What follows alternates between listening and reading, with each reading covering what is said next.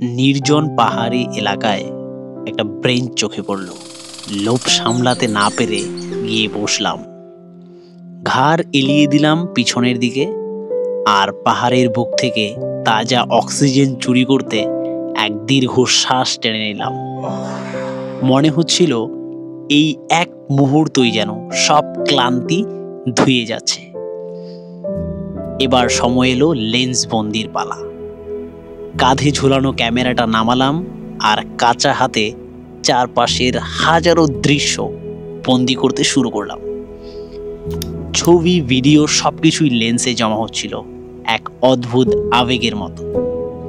আর শেষে যখন ক্যামেরার ব্যাগটা আবার কাঁধে রাখলাম, বুঝলাম সবচেয়ে সুন্দর দৃশ্যগুলো তো আমার আনলিমিটেড স্টোরেজযুক্ত মনে জমা হচ্ছে।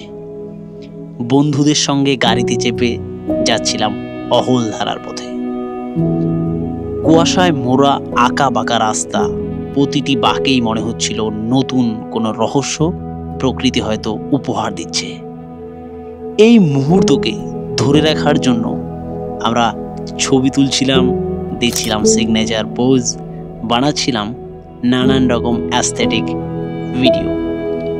চোখে পড়ল উঁচু পাহাড়ের বুক চিরে বয়ে যাচ্ছে এক নদী। বর্ষার ঘোলা জল পাহাড় ধুয়ে নেমে আসছে নিচে।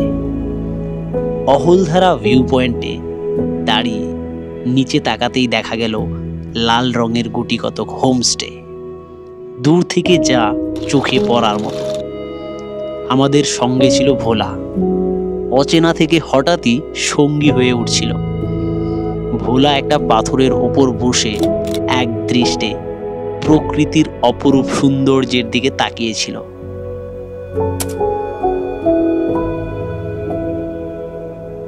মনে হচ্ছিল ও যেন আমাদের মতোই প্রকৃতির ভাষা বোঝে।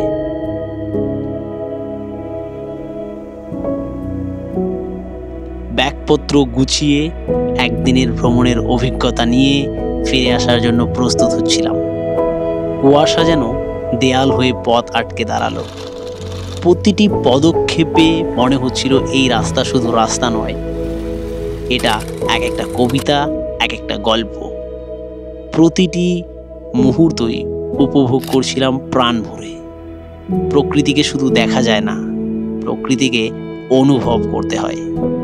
এখানে এলে আপনি পাবেন শুধু পাহাড় আর কুয়াশা না, এটা ভুল, পাবেন এক নতুন নিজেকে। নমস্কার, ধন্যবাদ। এই রকমই আরও ভিডিও দেখতে আমাদের ট্রাভেলার অফ ইন্ডিয়ান হিস্ট্রি চ্যানেলটিকে ফলো অ্যান্ড সাবস্ক্রাইব করতে পারেন।